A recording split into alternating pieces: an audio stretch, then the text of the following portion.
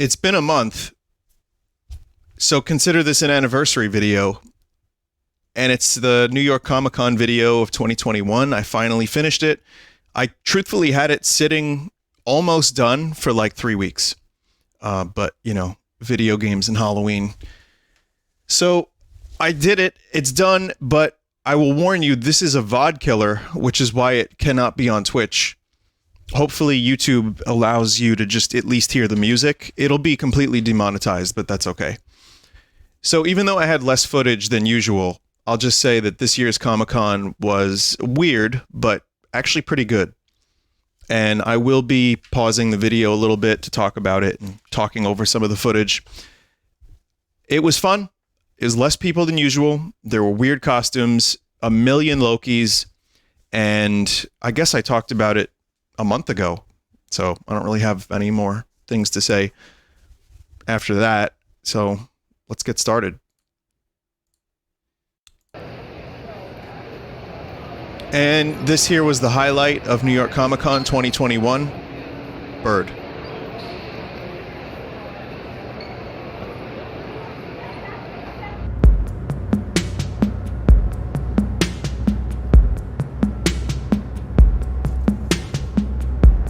So there's a fast ferry from Staten Island directly to the Javits Center. Brand new as of this year.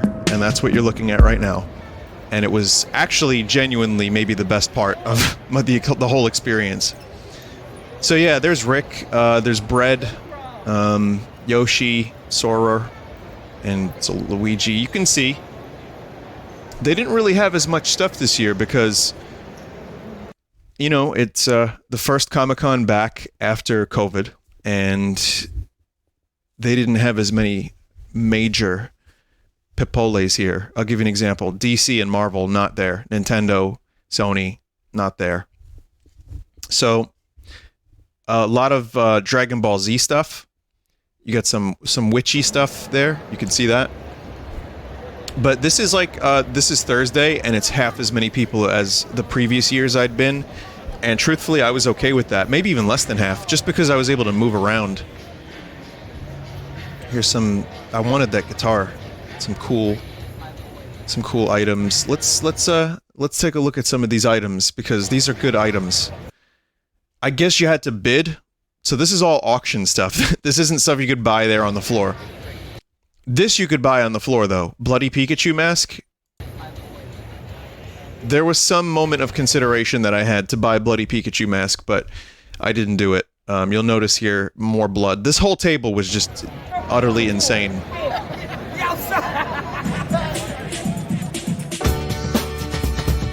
Deadpool. Alright, the first VOD killer has arrived.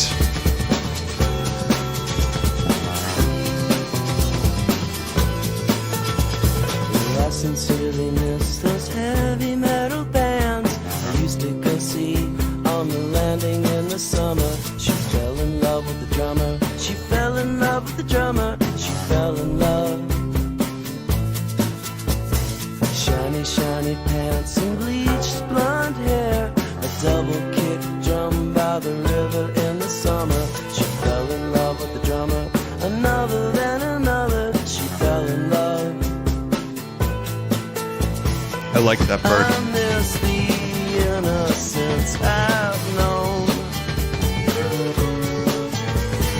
Playing Kiss covers, beautiful and stone.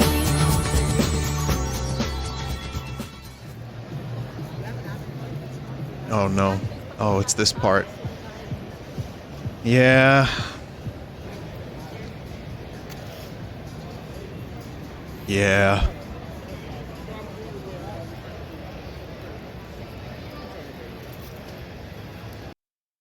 Yeah. Serious buyers only. I wonder why that sign was needed. So, let me recap. So that was Wilco, Heavy Metal Drummer. Just a good song. I felt like it would fit. And I can tell you that I took this footage on my phone because I didn't feel like bringing my Canon T3i, which I should have. Though, truthfully, if I go to Comic-Con next year, it's a big if, I'm just going to get a new camera, because me moving this camera, it's nice to have a phone with a good camera, but this does not handle motion particularly well. And while the quality in shots like this is almost on par with the Canon, almost, it's not quite there. And especially when you're doing like a wide sweeping, like panning shot, it just does not work. So lesson learned. Sorry for the shitty footage. I was more focused on, this was one of those years where I didn't really have anything specific to do.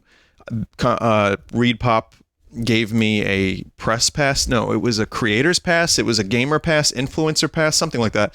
So I actually had to pay for it, which I don't mind. And it was a 4-day pass, but I didn't really have anything to do. So I just filmed a couple things and wandered and enjoyed the experience. So I didn't think to film too much. But, you know, here's Pikachu. My theory was just film as much interesting stuff as possible. Whatever I see that was weird or interesting, like Polka Dot Man and 1,000 Lokis, just roll then. But I mean, you know, I've been making Comic-Con videos for 10 years, and there's only so much new stuff that you can... Oh, here's some photographs. Good memories. That first picture said anime starts here, and it was just one dude with a guitar. The Slay the Spire artists were there. I told them I appreciated their work. Here's the line for Metroid Dread and Pokemon Celebrations on that Friday. I had to wait in line for an hour to get my Metroid Dread amiibo.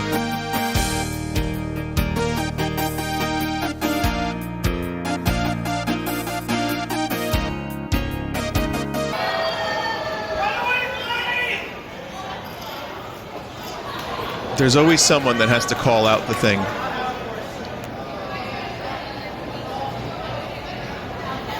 That lightsaber blade is all scratched now. Could you imagine that? A scratched lightsaber blade? What a shame. Weather was beautiful, and I just wanted to get some shots of the city because truthfully it was just a really nice day, and Manhattan was very cool that day. This was maybe my favorite random happening. You're getting a preview of No Way Home. Carl's balls.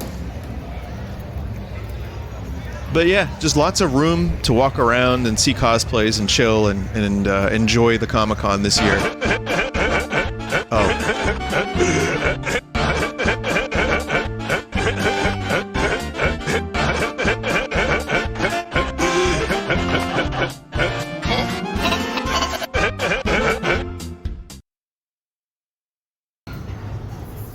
Alright, well, that's literally the end of Comic-Con footage. So instead, here's a song from Pond that I really love and heard for the first time on the boat to Comic-Con. And I thought it would fit really nicely with all this footage I got of the city.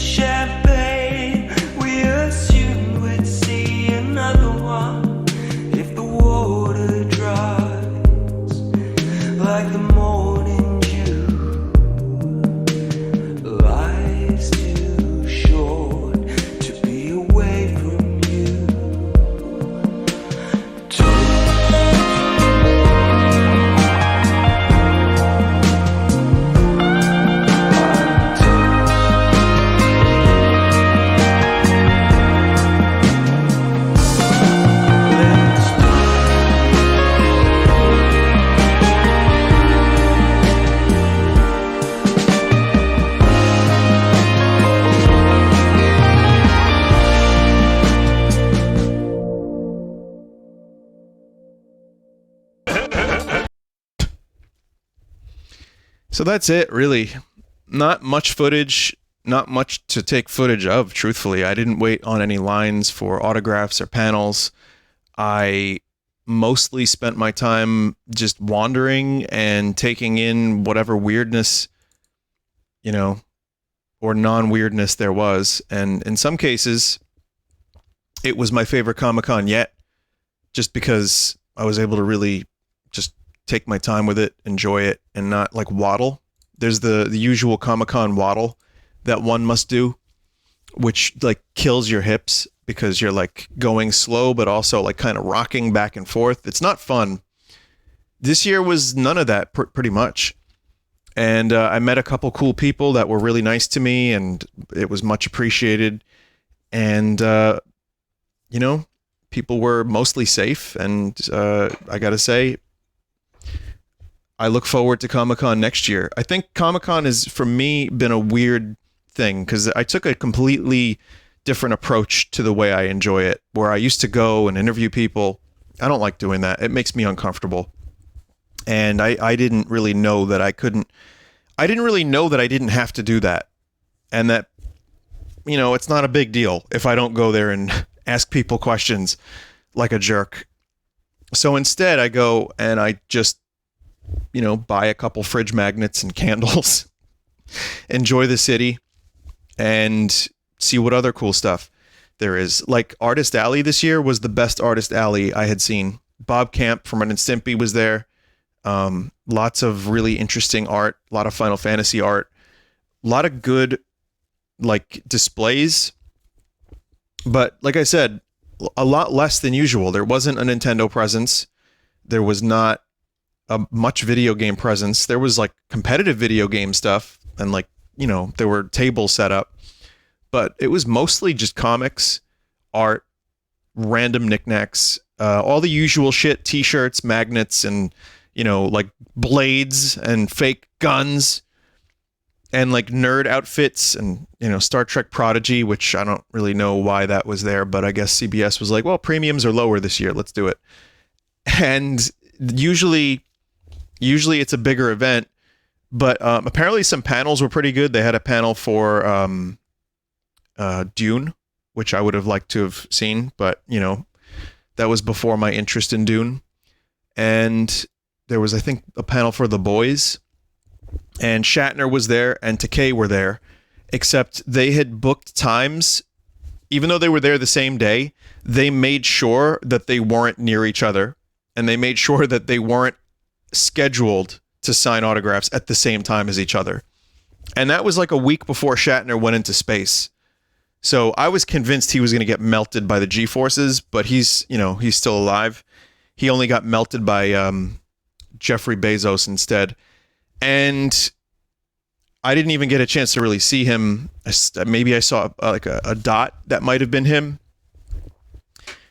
But yeah, there were still some people, but just less of everything. Less people, less booths, less big things, less big reveals, and more, for me, chill. I've grown to appreciate that. The older I get, you know, the less I need, more I'm happy to just enjoy my own company and walk around and see whatever random stuff presents itself, and not worry about my own ego and the way I view myself in relation to the way other people view me, if that makes any sense. So, and in that way, I think this year's Comic-Con was a success, as you can clearly see here. And, you know, it's always like a bittersweet thing for me because Comic-Con, look, Deadpool. Comic-Con represents the beginning of fall to me and the end of summer, or at least like fall is really kind of starting to hit in full effect. So, you know, it's a bittersweet occasion, but I do have a lot of fun going, even if it is just to see a bird. How'd that bird get in there anyway? Like, seriously, what are you doing, bird? I want to go back to the bird. See, this is like the big presentation they had. They didn't really, I mean, Chucky was there, but I mean, Bird was there, and that, look how cool Bird is.